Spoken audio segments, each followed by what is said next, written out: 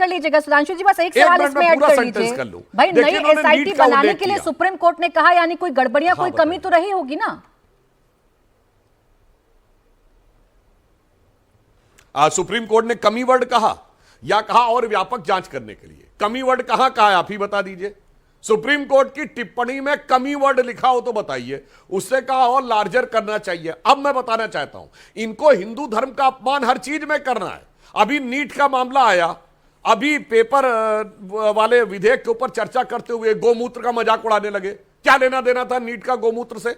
और director IIT Madras जैसे व्यक्ति को, ये एकमात्र डायरेक्टर आईआईटी के हैं जिनके पास पासपोर्ट तक नहीं है और 250 से अधिक फॉरेन के रिसर्च और पेटेंट है। चलिए, खड़गे जी बोले थे जिस समय कुंभ मेला चल रहा था, गंगा जल में नहाने से कौन से पाप धुल जाते हैं, कौन सा वैज्ञानिक आधार है? और फिर मैं कह रहा हूं, इनमें से किसी की हैसियत हो, औकात हो तो बता दे। लेकिन सुधांशु जी अगर बयानों को देखेंगे तो अखिलेश यादव वो वीडियो खूब दिखा रहे हैं, तभी प्रेस कॉन्फ्रेंस की है उन्होंने। कोई नहीं बोलता है। जब आप लोगों के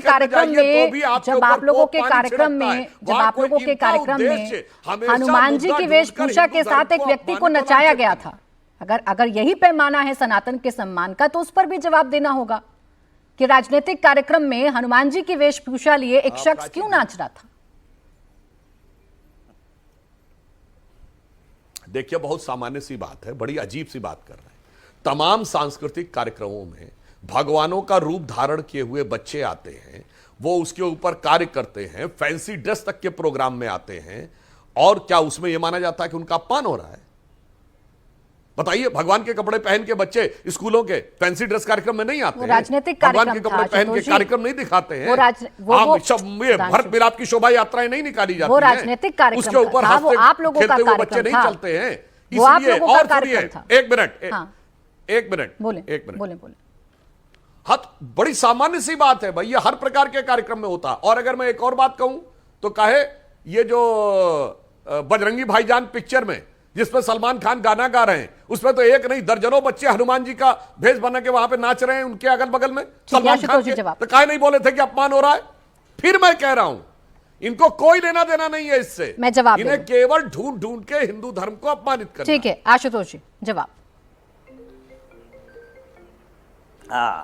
धन्यवाद। देखिए, भारतीय जनता पार्टी के प्रवक्ता कितने बढ़िया है। अब चोरी की बात करी, धीरे धीरे धीरे हिंदू धर्म का अपमान समाजवादी पार्टी करती है, इस पे लेके चले आए। आपका तर्क ये है कि चंपत राय संघ प्रचारक है इसलिए चोर नहीं है। ये कौन सा तर्क आपने दिया है? ये कहां लिखा हुआ है कि चंपत राय चोर नहीं हो सकते हैं? और एक कमरे में बैठा हुआ आदमी चोर क्यों नहीं हो सकता है? और हमें बस सिंपल सी बात बताइए कि चंपत राय पे एफआईआर क्यों नहीं हुई? एक बात बताइए। यहां तो विपक्ष छींक भी ले तो पुलिस उसका इनकाउंटर कर देती है। चंपत राय अनिल मिश्रा को एफआईआर क्यों नहीं हुई? एफआईआर तो फर्स्ट इंसिडेंट रिपोर्ट होती है ना, उनके खिलाफ इंसिडेंट रिपोर्ट होनी चाहिए। और बताइए, सीसीटीवी के जितने रिकॉर्ड है 45 दिन तक ही क्यों थे? और ट्रस्ट का पूरा सिस्टम फेल क्यों हो गया? हुंडी की चाबी ड्राइवर के पास कैसे आ गई? काउंटिंग रूम में सिक्योरिटी क्यों नहीं थी? अब आते हैं एसआईटी के ऊपर।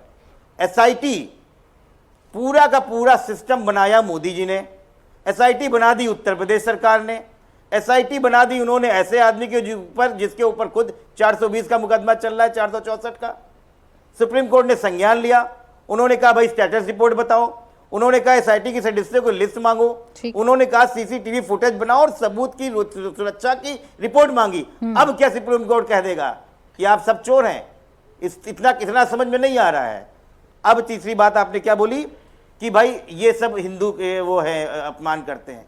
भाई कुंभ मेले में लाठी चले, कुंभ में भगदड़ मच जाए, सारे हिंदू मर जाएं, सारे पाप समाजवादी पार्टी ने किया। ठीक है, अभी मुक्तेश्वरानंद और बटकों को पकड़ के चोटी मार के लाठी से आप मारो, सारा एंटी हिंदू समाजवादी पार्टी। राम मंदिर में चोरी आप करो, सारे एंटी हिंदू समाजवादी पार्टी। अब आइए कार सेवा पे। एक मिनट बस, एक आखिरी 10 सेकंड और। क्या यह सच नहीं है कि माननीय अटल बिहारी वाजपेयी ने, क्योंकि आप भी लखनऊ, मैं भी लखनऊ, अटल बिहारी वाजपेयी भी लखनऊ में कनेक्ट करता हूं, उन्होंने अंग्रेजी चैनल पे खुद को बोला कि जो हुआ 1992 में वो एक राजधर्म के विरुद्ध चीज थी और वो गलत है, वो नहीं होना चाहिए था। और आज भी वीडियो मौजूद है। आप बताइए, जवाब दे दें तो सुधांशु जी, आप फिर खत्म गलत करना है। चीज को भी सही करने जा रहे हैं और मैं एक्सप्लेन जवाब करने दे लग रहे हैं कि चोरी नहीं हुई है। नहीं बिल्कुल ये ठीक नहीं है हो सकता आशुतोष जी, है। यही सवाल पूछने हैं, बस बचना है उस गलत तरीके से जिससे आपके ये सवाल यही कहीं गौण सवाल हो मैं जाते हैं। आशुतोष जी से पुनः बोले नहीं सुधांशु नहीं जी। नहीं नहीं, अब यही मैं बात कहना चाहता हूं। आशुतोष जी ने जो बात कही, फिर मैं कह रहा हूं, सुप्रीम कोर्ट के मामले में सब जुडिस होने के बाद अगर सुप्रीम कोर्ट ने कहा क्या कि चंपत राय पे एफआईआर कराओ, यह सुप्रीम कोर्ट से बड़े ज्ञाता हो जाते हैं। अभी कोई कंक्लूजन आया, प्रिलिमिनरी भी एविडेंस दिया सुप्रीम कोर्ट ने, नहीं, मगर इनके मन में क्या है कि किसी भी प्रकार से वातावरण बनाओ। और मैं बताना चाहता हूं भगवा के प्रति इनके मन में क्यों रहता है। भगवा सनातन धर्म का ही रंग नहीं है, भारत के राष्ट्रीय ध्वज का सर्वोच्च रंग है और भारत के राष्ट्रीय ध्वज का एकमेव विशुद्ध भारतीय रंग है। क्योंकि जो हमारे राष्ट्रीय ध्वज में 3 रंग है, हरा रंग हरियाली का प्रतीक, सफेद रंग शांति का प्रतीक ठीक। और भगवा रंग त्याग और बलिदान का प्रतीक। हरा रंग हरियाली का प्रतीक है, ये भारत स्पेसिफिक नहीं है, ऑल ओवर द वर्ल्ड है। सफेद रंग शांति का प्रतीक है, ऑल ओवर द वर्ल्ड है, इसका भारत से कोई लेना देना नहीं। सिर्फ भगवा रंग जो है वो बलिदान और त्याग और शौर्य का प्रतीक है या भारत का है। तो भारत और भारतीयता की मूल आत्मा का देख लीजिए आशुतोष जी, भगवा रंग में प्रदर्शन करना ही आप लोगों को भारी पड़ रहा है।